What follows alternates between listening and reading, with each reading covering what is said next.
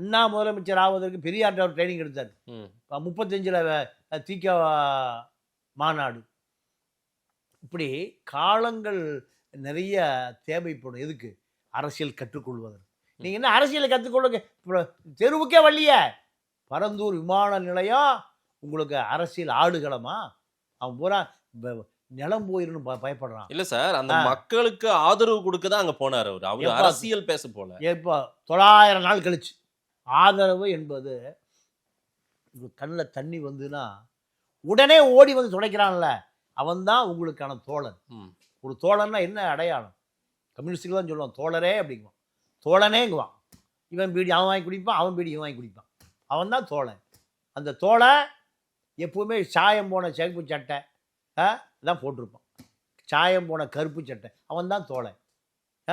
900 நாள் கழித்து 50 கிலோமீட்டர் பயணம் செய்து போய் பார்ப்பதல்ல தோழன். அப்போ அரசியல் இடைவெளி ஏற்பட்டிருக்கு. அரசியல் இளைஞர்களுக்கு போய் சேரவே இல்லை. அரசியல் தத்துவார்த்தம் என்பது நீங்க தடுமாறி நிற்கிறது.